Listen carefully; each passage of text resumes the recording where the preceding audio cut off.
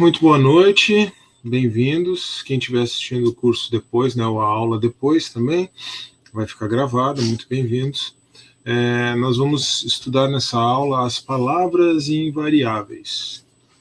E essa é uma aula que nos coloca já num ponto de inflexão do nosso curso. Em que sentido? No sentido de que, a partir da semana que vem, na próxima aula, lição 16, nós vamos iniciar a trabalhar o texto propriamente do Novo Testamento, né, o texto da primeira carta de João. Vamos começar lá com 1 João, capítulo 1, verso 1, com análise sintática e tradução. Tá? Então, eu até tinha idealizado dividir o curso em 2 módulos, e vamos manter essa estrutura. Mas no módulo 1, esse módulo introdutório, a minha ideia era esgotar o conteúdo básico de gramática e fazer a análise sintática e tradução de 1 João, capítulo 1. Tá bom, a gente vai mais ou menos fazer isso, porque o que vai faltar de conteúdo de gramática depois da lição 15 aqui sobre as palavras invariáveis? Vai faltar a gente trabalhar os tempos verbais, né, conjugação dos tempos verbais, os paradigmas de conjugação dos tempos verbais. A gente já trabalhou na aula passada uma introdução aos verbos. Eu expliquei como funcionam os tempos verbais no grego, né? E nós já trabalhamos a conjugação do presente do indicativo, do verbo pisteu e do verbo emi. Nós vamos ter basicamente que trabalhar as demais conjugações, né, nos demais tempos desses mesmos 2 verbos, porque eles representam a primeira e a segunda conjugação verbais no grego. Mas a gente pode fazer isso intercalando com a análise sintática e tradução. Na verdade, já era o que eu estava proposto a fazer naquilo que eu chamei de módulo introdutório. Se você for ver a ementa do curso, você vai perceber isso. Mas eu acho que faz mais sentido a gente trabalhar ou pensar que o módulo introdutório termina aqui na lição 15. E a partir da lição 16 nós temos um módulo avançado. Acho que no final das contas faz mais sentido. Até porque provavelmente eu não vou precisar de uma aula só para trabalhar a conjugação de um verbo, né, por exemplo, no imperfeito do indicativo. E de uma aula inteira para trabalhar um versículo, 1 João 1:1. Eu acho que dá muito bem, pela evolução que a gente já teve até aqui no curso, né, eu acho que dá tranquilamente para trabalhar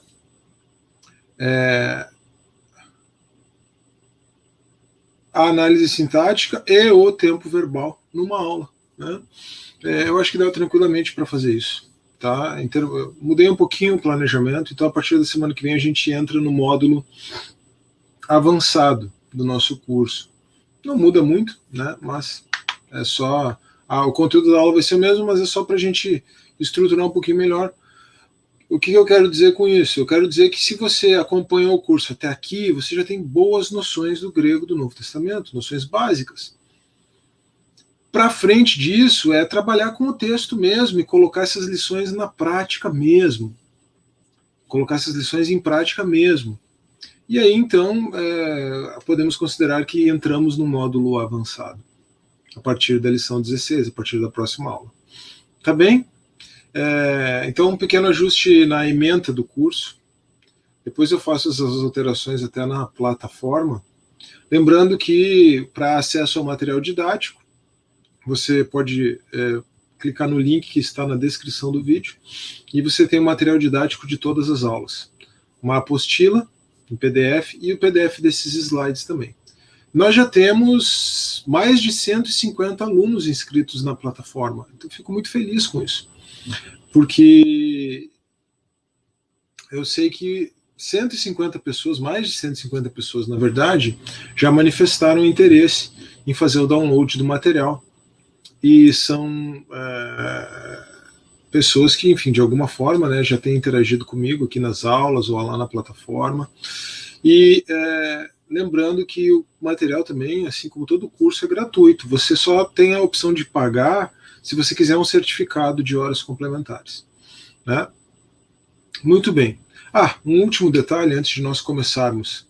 Na semana passada, na aula 14, eu mencionei que essa aula ficaria gravada, a aula 15, mas não precisei deixar ela gravada porque o compromisso que eu teria hoje, quinta-feira à noite, foi cancelado. Então, acabei ficando com a possibilidade de gravar a aula ao vivo. Tá? Vou compartilhar a tela aqui, tá? E aí nós já iniciamos a nossa aula da lição 15, palavras invariáveis. Tudo bem? Vamos lá. Quais são os nossos objetivos com essa lição? O meu objetivo é que você compreenda a distinção entre palavras variáveis, como substantivos, adjetivos e verbos, tem os pronomes aí no meio, o artigo também, né? E palavras invariáveis, tá? Isso existe em qualquer língua, até onde eu sei, né? Talvez em alguma língua possa não existir essa distinção, mas acho que não. Mas em português, assim como no grego, você tem palavras variáveis e palavras invariáveis, certo? O nosso foco de estudo são as palavras invariáveis. Uma vez que você tenha relembrado essa distinção, porque você sabe essa distinção, né? Até mesmo intuitivamente você sabe isso, o nosso segundo passo é que você reconheça as classes gramaticais que se agrupam sob a classificação de palavras invariáveis: as preposições, as conjunções, os advérbios e as interjeições. Lembrando que nós tivemos já 2 aulas bem substanciosas, eu ia dizer, mas acho que essa palavra não existe, né? Nós tivemos 2 aulas bastante substanciais a respeito de preposições, né? Uma aula com um panorama geral, indicando ali as ideias de movimento por trás de cada preposição, apresentando o quadro geral das preposições, e uma segunda aula trabalhando as preposições eis e ek barra ex, né? Ek ou ex. Então, preposição é um assunto que você já domina. Eu só vou incluir aqui para até fazer uma comparação com as conjunções, especialmente, né? E aí a gente acrescentar um pouco mais de conteúdo, mas a gente não vai trabalhar as preposições nesta aula. Boa noite, Samuel. Muito obrigado pela presença. Nós não vamos trabalhar as preposições nesta aula, porque a gente já trabalhou nas aulas anteriores, então nós vamos mencionar o conteúdo, né? E no final eu vou apresentar uma lista, mencionar o conteúdo das preposições, das conjunções, dos advérbios, interjeições, lembrar o que são essas classes gramaticais, assim como elas são no português, elas são no grego. E aí eu vou apresentar uma lista de conjunções e advérbios para memorização, para enriquecimento do nosso vocabulário, né? E essa lista é muito importante, porque essas palavras vão aparecer o tempo todo, porque elas são as palavras que conectam as orações, no caso das conjunções, as preposições conectam outras palavras, né? E os advérbios também, eles vão modelando toda a ação, né? Toda tudo que está sendo dito e afirmado nas orações são modelados pelos advérbios, né? Eles vão dando aquele conteúdo, né? Eles vão robustecendo, vão enriquecendo as frases, então eles vão aparecer bastante, né? Tanto na primeira carta de João, eu recolhi, acho que todos os advérbios existentes na primeira carta de João e todas as conjunções, posso ter deixado uma ou outra de fora, quanto alguns outros importantes em todo o Novo Testamento, tá? Depois eu me dei conta que eu deixei a conjunção gar de fora, é uma conjunção importante, mas essa lista que eu vou apresentar aqui, ela não é exaustiva, não são todas as conjunções do grego, não são todas as conjunções do grego do Novo Testamento. É só uma lista básica para enriquecer o vocabulário. Depois você vai, à medida que for trabalhando, você vai encontrar novas palavras, preposições, conjunções. Preposições você não vai encontrar nenhuma além das que eu apresentei. Você pode encontrar partículas fazendo as funções de preposição, né? Mas você vai encontrar preposições, conjunções, advérbios e até mesmo interjeições, que por serem diminutas eu não vou nem dar exemplos aqui no vocabulário. Se encontrar, vai lá no léxico, né, ver qual é a classe gramatical, ou então se você tiver um dicionário analítico ou um próprio Novo Testamento analítico, né, do texto grego, existem, são ferramentas muito úteis, você já vai identificar essas palavras e não vai ter dificuldade. Então a gente precisa retomar o conteúdo aqui, né? Então vamos lá. Introdução, palavras variáveis versus palavras invariáveis, para a gente começar a nossa conversa, né? O que são palavras variáveis? São palavras que têm uma raiz, ou um tema, a gente pode também chamar assim, especialmente nos verbos, né? Tem uma raiz. E os finais dessas palavras, ou o final dessas palavras, varia de acordo com a função sintática da palavra na frase, de acordo com a função que aquela palavra está exercendo para o discurso ou no discurso. Então nós temos os substantivos. Nós já estudamos as declinações, que são os padrões de terminação, e nós vimos que os substantivos, assim como os adjetivos, assim como os artigos, assim como os pronomes, né, variam quanto ao caso. Então, se a palavra tiver uma função sintática diferente na frase, ela vai ter uma terminação diferente. É só lembrar os tantos substantivos que nós estudamos, né? O substantivo logos, por exemplo, né? Que no genitivo singular é logo, no acusativo singular é logon, né? No dativo singular é logo, com iota subscrito. Então, variando a função sintática da palavra, vai variar a terminação dela na frase, né? O mesmo acontecendo com os pronomes, com a diferença que os pronomes eles também variam em gênero e em pessoa, tá? Os substantivos eles não variam exatamente em gênero, né? Ou o substantivo pertence a um gênero ou pertence a outro. Os adjetivos e o artigo variam em gênero. O pronome também varia em gênero, só que o pronome varia quanto à pessoa também, primeira, segunda ou terceira pessoa. Já os verbos variam quanto à pessoa, variam quanto ao tempo, variam quanto ao modo e variam quanto à voz. Quer dizer, tudo dependendo de como aquela frase, né, qual é o sentido daquela ação. O verbo representa uma ação, né?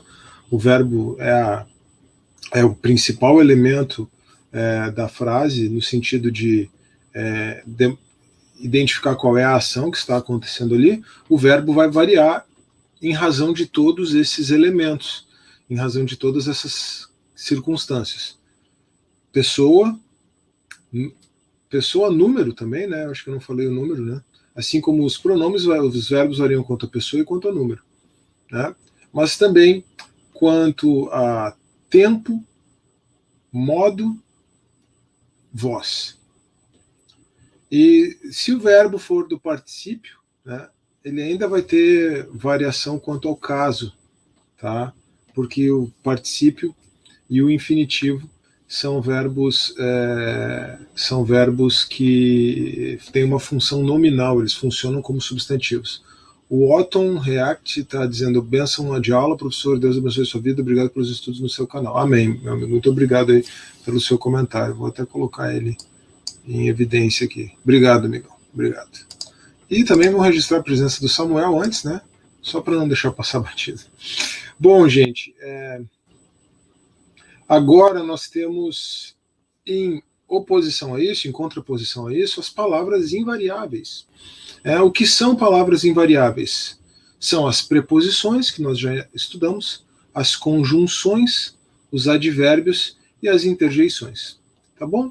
Essas são as palavras invariáveis. Na verdade, aqui a gente tem uma relação, né, de todas as palavras variáveis e invariáveis. Eu deixei o artigo junto com o adjetivo, porque o artigo tem uma flexão que se assemelha a uma das classes dos adjetivos, né? Então, por isso, eu deixei junto ali, mas a gente poderia ter deixado separado, tá bom? Então, veja que nós temos basicamente 1, 2, 3, 4, 5, 6, 7, 8, 9 classes gramaticais com o artigo, e é isso aí mesmo. No português também são essas 9 classes gramaticais. Tá? O latim, por exemplo, que é uma outra língua clássica, o latim não tem o artigo. Então, o latim tem apenas 8 classes gramaticais. Vamos avançar. Palavras invariáveis, quais são? Preposições ligam palavras, certo? Então, o que são preposições? Preposições são palavras que ligam palavras. Mais especificamente, se a gente quisesse ser mais preciso, né, uma preposição é uma palavra que liga um substantivo ou um pronome a uma outra palavra, tá? Formando assim, né, uma oração. Já a conjunção, ela tem essa semelhança com as preposições, mas as conjunções ligam orações, tá? Então uma conjunção é uma palavra que liga uma oração com outra. Já os advérbios têm a característica de qualificar verbos ou adjetivos. Tá? Então essa é a função dos advérbios, eles qualificam verbos ou adjetivos. Tá? E as interjeições são palavras que expressam sentimentos ou reações. São palavras-frase, né, também chamadas assim. Uma palavra que resume uma ideia, porque ela expressa um sentimento, expressa uma reação. Então, por exemplo, opa, né, quando alguém se depara com alguma coisa e diz opa, ou então, entendi. Esse né, é uma interjeição.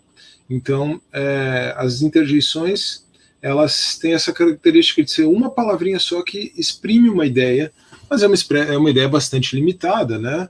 É uma reação, é um sentimento. Até por isso, por esse caráter mais limitado das interjeições, nós não vamos trabalhá-las aqui. Você muito provavelmente vai encontrar por aí alguma interjeição, né, no seu estudo do texto do Novo Testamento, e aí quando você se deparar com aquela interjeição, você pode soltar uma interjeição, tá aqui, eu descobri uma. Fique à vontade para fazer isso, mas você vai identificar que se trata de uma interjeição a partir do dicionário ou do léxico mesmo, né? Fique bem tranquilo quanto a isso, tá bom? Não vai ter maior dificuldade. O que nós vamos trabalhar mesmo aqui, então? Nós vamos trabalhar as conjunções, né? A marca-texto não foi uma boa ideia. Nós vamos trabalhar as conjunções e os advérbios na aula de hoje, tá? Lembrando que as preposições são bastante importantes, mas nós já estudamos as preposições em outra ocasião, né? Em outras ocasiões, na verdade, em outras 2 aulas, né? Então a gente pode ficar bem tranquilo quanto a isso, tá bom? Deixa eu trocar aqui, vou pegar o apontador, então. Bom, vamos avançar. Agora, eu mencionei que essa aula seria bem curta, bem tranquila, né? Agora é uma tabelinha para a gente trabalhar essas conjunções. Eu até mencionei que você poderia memorizá-las para incorporá-las às conjunções dos advérbios. Eu até mencionei que você poderia memorizar para acrescentar ao vocabulário, mas fique tranquilo, né? Porque elas vão aparecer ao longo dos seus estudos. E aparecendo, você pode tranquilamente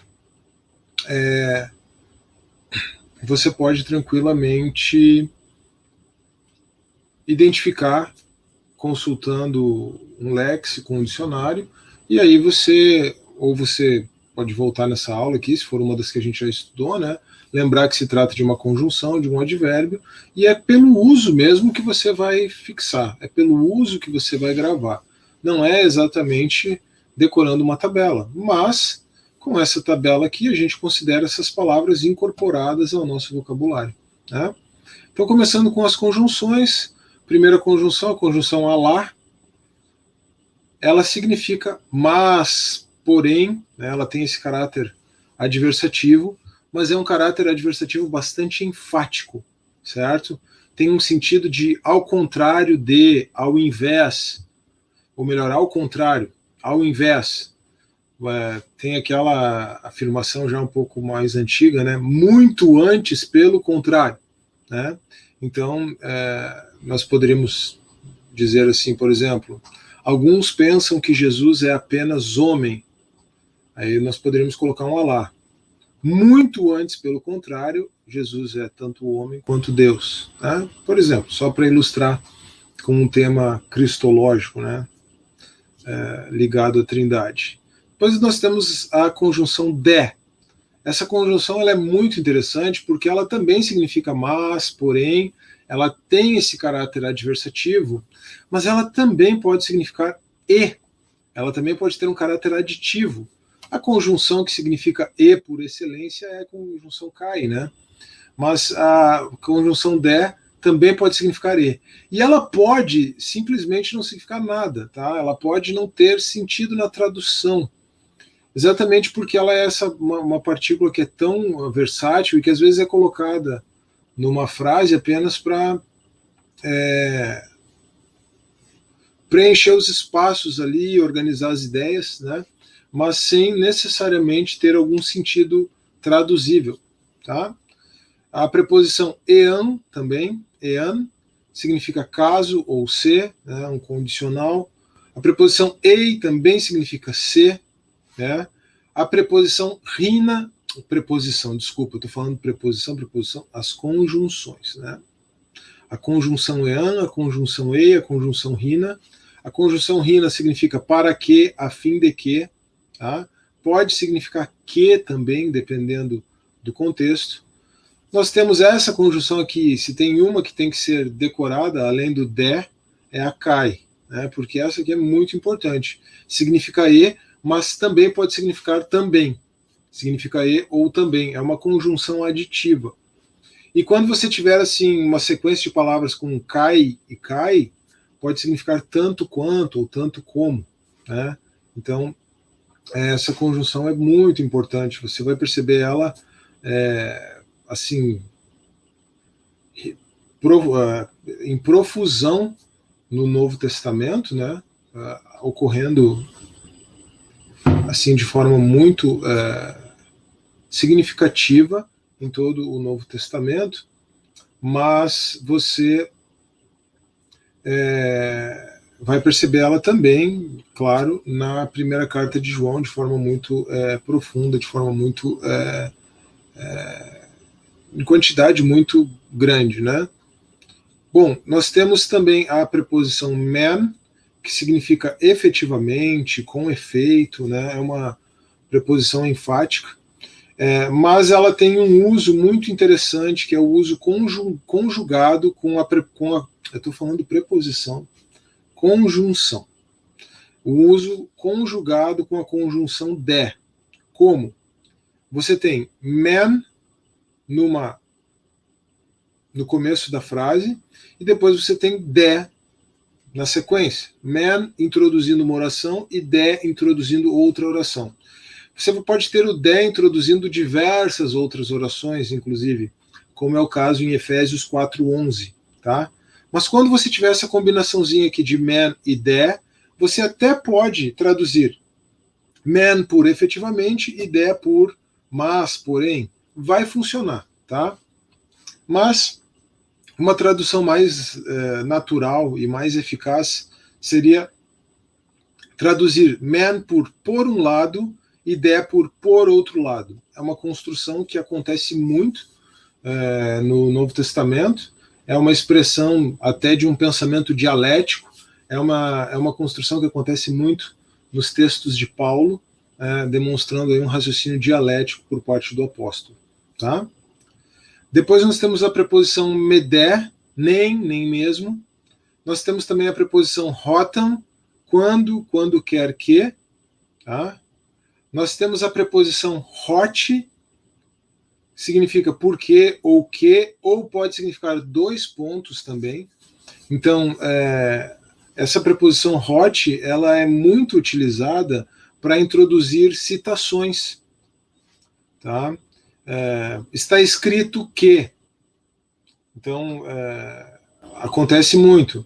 Dependendo da maneira como você vai traduzir, esse que não vai ficar bem colocado na tradução.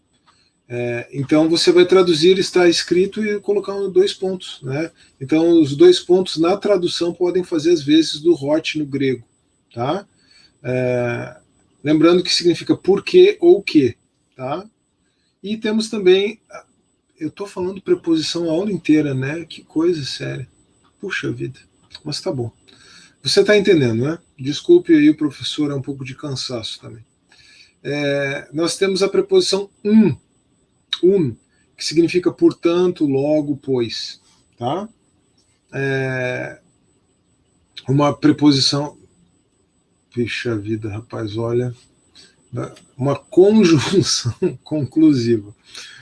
Ai, olha, eu nunca vi, é porque deve ser pelo seguinte, né? Porque as palavras invariáveis são as preposições e as conjunções. Nós já tivemos uma aula sobre as preposições, eu fui direto para as conjunções, e aí eu estou pensando em preposição e falando conjunção, né? Deve ser por isso, mas tudo bem. Todas essas palavrinhas aqui que a gente viu são conjunções, tá bem?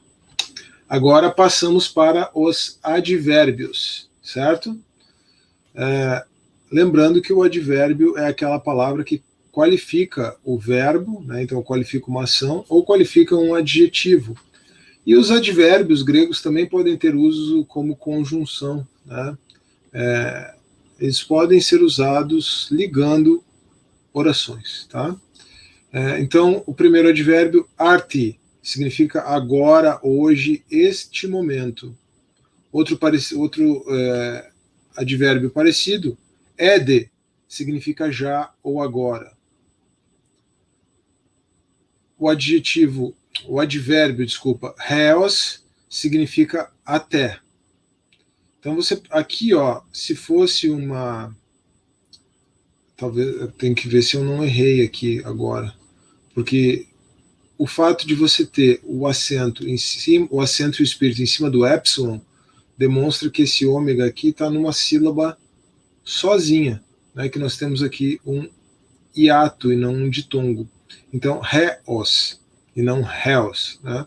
Porque se fosse uma sílaba só, com o epsilon e o ômega, o espírito e o acento estariam em cima do ômega, mas talvez eu possa ter errado na digitação. Vou ter que dar uma conferida nisso. Agora eu não tenho certeza se aqui nós temos mesmo um hiato, tá? Kathos é uma conjunção que significa assim, assim como, de tal maneira, tá? Se você perceber que tem essa preposição, esse advérbio, kathos é um advérbio que significa assim, assim como, de tal maneira. Se você olhar aqui no final que tem o advérbio ros, tá?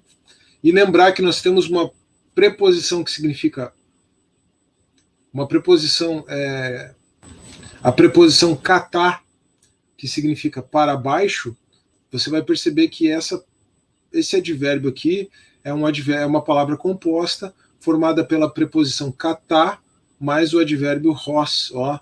Aí o que aconteceu? O espírito forte do advérbio transformou o teta o tal num teta, desculpa, né? E aí nós temos a palavra kathos, tá? É mais enfático do que apenas ros, né? Mas veja que o sentido é o mesmo, assim, assim como, de tal maneira. E é mais enfático por causa da preposição katá, que vem antes do advérbio ros, desculpa, formando esse advérbio composto, tá? As palavras compostas são uma característica das línguas, né? Mas no grego essas palavras compostas são bastante ricas e bastante interessantes. Aí nós temos me, que significa não, tá? Veja que tem duas palavras que são muito usadas para não no grego, me e u ou uk, tá? Pulei aqui o nin. Então me ou u ou uk, ambos significam não, tá? Nin significa agora, né? Pergunta do Samuel. Tote é um advérbio? Deixa eu me lembrar, Samuel. Vamos fazer uma consulta aqui rápida. Eu agora, de cabeça, não estou lembrado. Vamos ver se tote é um advérbio, mas eu acho que sim. Vamos lá.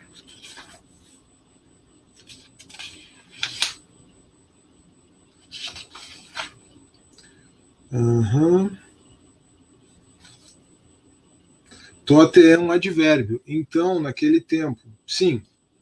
Então, ele é um advérbio. A gente não tem um que se equipare a ele aqui nessa nossa lista. Uma excelente lembrança que vou até deixar na tela mais um pouquinho. Tote é um advérbio que significa então, naquele tempo. É um advérbio de tempo, né? Então, essa é uma palavra que vale a pena registrar também com essa contribuição do Samuel aqui. Vejam que nin é agora, né? Tote é então, dá uma ideia de passado, né? Algo que aconteceu num momento mais distante, num outro momento, pensando no passado, né? Em Mateus 24:9, fique em dúvida se os eventos em seguida no texto estão incluídos ou inicia uma nova lista de eventos. Essa é uma pergunta muito boa, Samuel. Eu vou até botar o texto depois, tá? Para a gente fazer aproveitando que a gente tem um tempinho, eu vou colocar o texto aqui e a gente faz uma pequena exegese, tenta fazer uma pequena exegese, tá bem? Até porque tem uma questão escatológica muito importante envolvida aí, né? Rupo, ainda não. Rutos, de tal maneira, aqui pode ser ruto ou rutos, né? Pode ter o sigma. De tal maneira, palin, novamente, outra vez, e ros, assim como, de tal maneira. Tá? Então, veja que nós temos aí vários advérbios, né? Não é uma lista exaustiva, um advérbio importante como tote, né? Não estava aqui, e é uma sugestão para memorização, tá bom? Você pode aí memorizar alguns deles, e a maioria você vai aprender quando estiver lidando com o texto mesmo, vai registrar, vai gravar quando estiver lidando com o texto. Não é algo que você vá assim, tenha que se preocupar em decorar exaustivamente uma lista de advérbios e de conjunções, e nem mesmo essas listas que eu estou passando aqui, tá bom? Vamos agora, então, colocar aqui o texto de Mateus 24:9 para a gente fazer essa exegese. Enquanto o texto não vem, eu não vou parar de compartilhar a tela, porque a gente já quero colocar o texto aqui. Mas é uma das passagens que essas questões temporais aí, né, são muito importantes para a interpretação.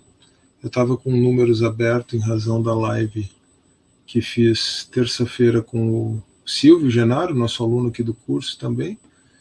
Vamos lá para Mateus 24. Então vos hão de entregar para seres atormentados e matar-vos-ão, e serei odiados de todas as nações por causa do meu nome. Esse então aqui, vamos ver a dúvida do Samuel. Fiquei em dúvida se os eventos em seguida no texto estão excluídos ou inicia uma nova lista de eventos. É que tudo depende de como você vai tote, né? Então, naquele tempo. Eu falei em passado, mas pode ser futuro também, né? No caso, Jesus está falando, usando o tote necessariamente no futuro aqui, né?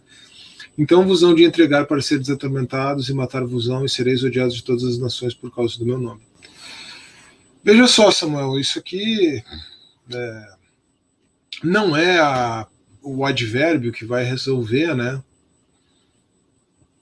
Não é o advérbio que vai resolver, porque é uma compreensão escatológica mais ampla que vai se ter, e se vai haver uma cisão entre o 8 e o 9, verso 8 e o 9 aqui, né? Pelo que você mesmo colocou.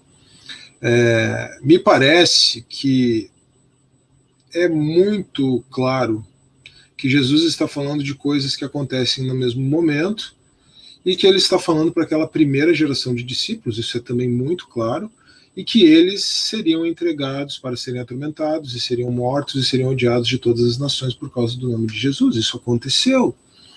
Isso aconteceu já no começo da igreja, né? A igreja tendo sido iniciada ali com o Pentecostes no ano 30, provavelmente, considerando aquele equívoco de datação, né, do ano 1. Eu vou tirar a tela aqui porque está bem... Tá muito pequenininho ali. Considerando aquele equívoco de datação lá do Gregório, né, Jesus provavelmente nascendo no ano 4 a.C. E tal. A igreja, então, o Pentecostes acontece no ano 30, e a morte de Estevão e o início da perseguição de Jerusalém para a Judéia começa no ano 33, com a conversão de Saulo, provavelmente no ano 36, depois de Cristo. Então veja que em 3 anos as palavras de Jesus já se cumpriram com aqueles discípulos, né? E depois, no ano 64, quer dizer, 34 anos, ainda naquela geração, começa a perseguição oficial pelo Império Romano, que me parece é o grande tema do Apocalipse. Tá? O Apocalipse é escrito em razão dessa perseguição oficial experimentada pelos discípulos no Império Romano. E o Apocalipse de João é escrito, revelação de Jesus Cristo dada a João, para consolar aqueles irmãos e, consequentemente, todos os demais. Mas nós não podemos esquecer que Apocalipse foi dirigido para aquelas 7 igrejas na Ásia e para todas as demais no século I, durante uma cruenta perseguição imperial promovida por Domiciano, se ele foi escrito no ano 95, ou até mesmo por Nero, para aqueles que datam o Apocalipse da década de 60. Né? Então, nós temos que lembrar que a perseguição era uma questão muito vívida, né? É ali que a gente tem a guerra contra os santos e a vitória, né? É isso que as 2 bestas promovem. Esse é o sentido, me parece, do dragão perseguindo a mulher que é levada para o deserto, lá em Apocalipse 12, as 2 bestas de Apocalipse 13, né? Tudo isso para mim é muito claro, tem esse primeiro sentido preterista, e isso pode ser modelado numa perspectiva historicista e futurista, né, para toda a história da igreja. E aí, quando João escreve sobre as perseguições que aconteciam sobre a terra, demonstrando que a vitória final do Senhor é certa, o reino de paz e justiça do Senhor seria implementado, e que à medida que os irmãos sofrem perseguições e morrem e são martirizados sobre a terra, eles também reinam celestialmente e a partir dos céus com Cristo. Então me parece que essa é a grande mensagem de consolo e de esperança do Apocalipse, esse é o grande tema da escatologia cristã, né? E me parece que toda essa passagem de Mateus 24, pelo menos se a gente faz uma análise em paralelo, né, com Marcos 13, com Lucas 21, ela está apontando para a queda de Jerusalém. Né? Mateus 24:15 diz: quando, pois, virdes a abominação da desolação, de que falou o profeta Daniel, está no lugar santo, quem lhe entenda. Lucas fala de forma muito parecida com isso e diz expressamente: quando virdes Jerusalém sitiada por exércitos. E Jerusalém foi sitiada por exércitos, né? Na guerra judaico-romana. E os cristãos que entenderam as palavras de Jesus não ficaram em Jerusalém, no cerco, fugiram para os montes. Então, me parece que nós devemos entender que essas palavras têm sentido para nós, mas elas foram dirigidas para aquela primeira geração, e elas fizeram sentido para aquela primeira geração. Tudo no que diz respeito à escatologia se encerra naquela primeira geração? Não, nem tudo se encerra. Né? Por exemplo, a vinda do Filho do Homem, né, nos versos 29 a 31, a não ser que você tenha uma interpretação preterista muito acentuada, é difícil de falar que aqueles eventos ali, a não ser que eles sejam entendidos de forma muito simbólica, né, que aqueles eventos ali digam respeito à queda de Jerusalém no ano 70. Alguns irmãos afirmam isso. Mas todos os demais dessa passagem, eles se encaixam. Né? E aí, quando diz que que não passará esta geração sem que todas estas coisas aconteçam, parece que Jesus está falando de todos esses eventos que se iniciam ali com a perseguição da igreja, né, primeiro com a morte, a ressurreição de Cristo, a descida do Espírito Santo, o início dessa nova era escatológica, então, consequentemente, e com a perseguição da igreja e o cerco de Jerusalém no ano 70 e a queda de Jerusalém. Não passou aquela geração, antes que todas essas coisas se cumprissem. A única coisa que não se cumpriu foi a vinda do Filho do Homem em glória, né, a partir dos céus, encerrando tudo. Né? Então, essa é a maneira como eu tendo a interpretar esta passagem de Mateus 24, esse discurso escatológico de Mateus 24, junto com Marcos 13 e Lucas 21. Né? Eu sempre me confundo, tem uma parte em 17 e uma parte em 21. Lucas 17 e 21, para não ter erro, vai. É assim que eu tendo a interpretar essas passagens, né? De maneira que a mera consideração da preposição não resolve. Né? Da preposição, não, desculpa. A mera consideração do advérbio não resolve. Tote ali não vai resolver. Aliás, eu até recomendo suspeitar quando alguém soluciona uma questão complicada como essa, com base num advérbio, com base numa conjunção, com base numa declinação ou numa conjugação verbal. Cuidado. A chave não está numa palavrinha, né, no sentido gramatical de uma única palavra, num texto como esse. Mas, enfim, isso é a forma como eu tenho pensado a partir de passagens como essa, depois de um pouco de meditação e consideração, né? É uma tendência assumidamente nada futurista, no sentido não de não crer que o Senhor voltará, não de não crer na segunda vinda de Cristo, não de não crer na novos céus e nova terra, o dia do Senhor, nada disso, ainda que o dia do Senhor possa ter um sentido preterista, né? Mas é uma interpretação pouco futurista, no sentido de entender que essas profecias, tanto desses discursos escatológicos quanto as próprias visões do Apocalipse, elas não dizem respeito a coisas que ainda irão acontecer. Elas dizem respeito a coisas que aconteceram muito proximamente da própria profecia, no caso de Jesus. Elas dizem respeito a coisas que estavam acontecendo, no caso de Apocalipse, né? E aí vem a visão celestial, a visão espiritual a respeito dessas coisas, trazendo conforto para aquela geração de discípulos e ensinando todas as demais gerações como devem viver diante das adversidades, diante das tribulações, numa perspectiva um pouco mais libertária de teoria política, né? Compreendendo o que é o Estado, qual é o papel do Estado, o que o Estado, as mazelas que o Estado pode causar, né, para um cristão, a vida do cristão, o cristianismo, né? O Apocalipse me parece que tem um papel muito importante nesse sentido, até mesmo de construção de uma teoria política a partir das escrituras bastante sólida. Né?